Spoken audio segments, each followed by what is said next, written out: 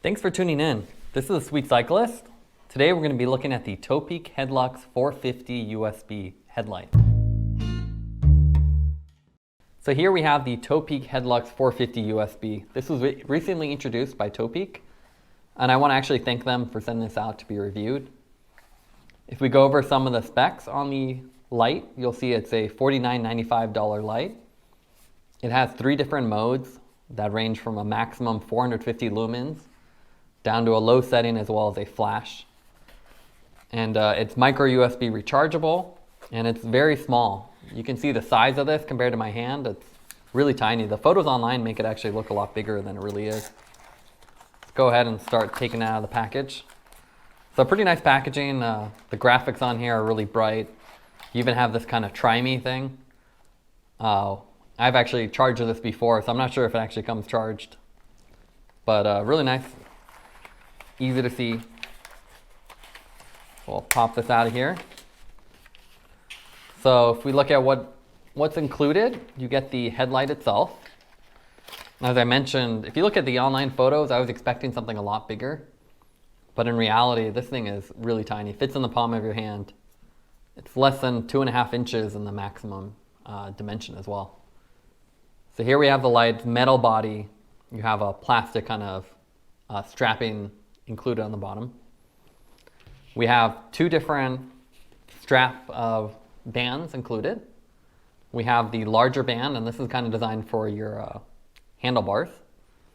And then you have the smaller one. And Topeak actually advertises this as kind of bi-directional.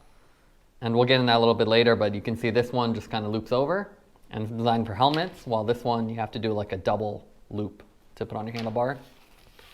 You got your standard user manual and the instructions. Additionally, we get the nice little cable. This one's actually pretty cool. Compared to the other ones I've seen, this is a lot thinner. It's very short. That's the only drawback, with the port being kind of in the back. So really easy to access. All right, now let's take a closer look at the Topeak Headlux 450 USB light. If we do a little 360, we see on the front we have 2 white LEDs. These are really low profile and a kind of a basic lens here. I don't see any deflectors or beam cutoff incorporated in it. You have a metal housing, and then on the side you have the Headlux labeling on here.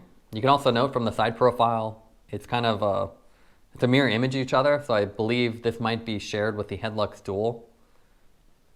If we go to the back, we have the big rubber pad here that covers up the USB port. If we go around to the other side, you just have the Topeak labeling on here. It feels really high quality, and you can see the texture on here is a kind of a matte finish.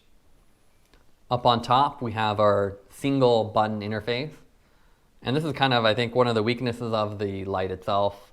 You have to do a single press to cycle through on, to go from high to medium to low to the flash. And you can see the flash mode is pretty crazy. But a long press here won't turn it off. You actually have to click again. So you really have to cycle through them. That's a little bit unusual. Typically a long press will leave it on. And you also have a little battery indicator in here. And this is kind of a gripe we've had at the Sweet Cyclist. With most of the lights we've reviewed, you never know your actual charge state. This will turn red when it's low, and I think that's maybe under 10%. And when it's plugged in, it'll go from green to red to indicate it's finished charging. I think one of the coolest parts about this light is kind of the mounting. They describe this as a tool-free bi-directional mounting. And although that kind of sounds like a marketing term, it is actually pretty useful, and you can actually do it bi-directionally. So to show you that, if you want to attach this to the handlebar, what you're supposed to do is put this in the grooves, go over these little hooks, as you can see. So you drop them in there, and this is a little bit cumbersome compared to like the basic straps that a lot of other lights are using. And then you're supposed to put this over your handlebar and then swing it all the way back around into this other side of the groove. Now it's a little bit difficult, especially when it's brand new. This doesn't want to stretch, but having done this a few times now, it has become easier, and it is pretty secure. I don't get a lot of jitter or anything. They also included this little side strap, smaller strap, and this is kind of where the bidirectionality comes in. You can just flip that over. And then if you want to attach it to a smaller thing like your fork or potentially a helmet vent, it'd be really simple to do. And I think what makes this light really unique is just how tiny it is. You don't really realize that. If we look at a kind of a standard commuter light, here we have a Magicshine Monteer 1400. This has a lot more power and dual 18650 lithium ion batteries, while this has a much smaller one. But you can see it's about half the size. It's more than half the weight. And even the profile is smaller. So they've really done a great job in terms of compactness. If anything, this is probably closer to maybe the light in motion lights. Here I have the Via Pro headlight, and you can see the form factor is very similar. This has a single LED element, but in terms of profile, it's about the same size. And this is with the USB kind of sticking out. The Via has a lot less power though. With 450 lumens, you can get a lot further in the night compared to the, I think, 250 in the Via. I also did want to show the Headlux mounted onto a helmet. This is the Kuro Smart Sound Urban Helmet. And you can see the light weight of the Headlux, in addition to the 450 lumens, really makes it the perfect kind of helmet mounted light. And especially with these kind of urban helmets that are a little bit flatter with less aggressive kind of vents, it really fits perfectly, and then the larger strap works really well for this kind of spacing. You can see it's really secure, it's not going anywhere. It adds almost no weight, so you don't get that kind of extra bulk that gives you a little bit of a headache with normal headlights or headlight straps. So I think it's a really good feature of the light. Now let's look at the 4 light output modes of the Topeak 450. First there is low mode with 5 hours of runtime, medium with 3 hours, and high with 450 lumens and 1.5 hours. There's also a high frequency flash mode with 10 hours of runtime. Comparing the different light output modes, you can see that low is very dim, while high provides a decent amount of light. While the camera makes the light look dimmer than it actually is in person, the Headlux doesn't have that much long distance throw even on high. Looking closer at the beam pattern, it is very square and surprisingly well distributed. There are no hotspots or built-in beam cutoffs. Taking the light on a ride on the high setting, you can see how uniformly distributed the beam is. It also has a very neutral white color in my opinion, and is bright enough to ensure that people see you. Now let's go over the pros and cons for the Topeak 450.